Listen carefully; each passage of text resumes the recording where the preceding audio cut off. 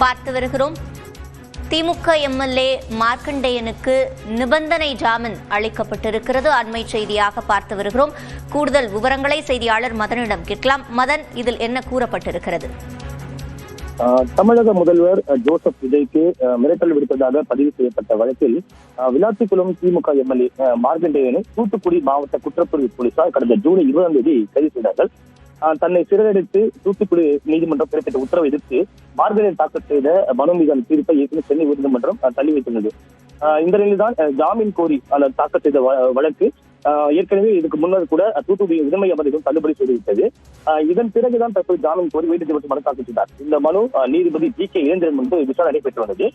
மார்க்கண்டேயன் தரப்பை பார்க்கும்போது இது போல பேசிடக் கூடாது என்று கூறி, அதாவது இது போல ஒரு உள்நோக்கத்துடன் காவல்துறை இது போன்ற வழக்கு பதிவு செய்துள்ளதாக அவர் தரப்பிலிருந்து ஒரு வாதம் வைக்கப்பட்டது. எந்த ஒரு உச்ச நீதிமன்ற உத்தரவுகளை விதிமுறைகள் மீறி காவல்துறை போன்ற ஒரு உத்தரவை பிறப்பித்துள்ளதாகவும் அவர் கைது செய்ததாகவும் தெரிவிக்கப்பட்டது. அது மட்டும் இல்லாமல் குற்றம் புரிவதற்கான எந்த ஒரு காரணமும் இல்லாமல் மேஜிஸ்ட்ரேட் அவர்கள் ஈந்திரத்தனமாக கைது பிறப்பித்தார் என்றும் தெரிவிக்கப்பட்டது.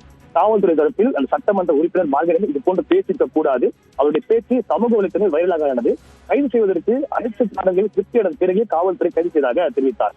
இந்த தீர்ப்பானது தள்ளி வைக்கப்பட்டதில் இன்று காலை இதற்கு தீர்ப்பு வழங்கப்பட்டது. அதன்படி விளாத்திக்குளம் எம்எல்ஏ மார்க்கண்டேயனுக்கு தற்போது நிபந்தனை ஜாமீன் வழங்கப்பட்டுள்ளது.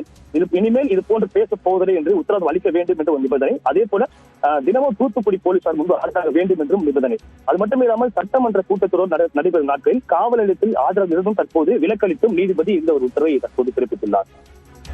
விவரங்களை வழங்கியமைக்கு நன்றி மதன்.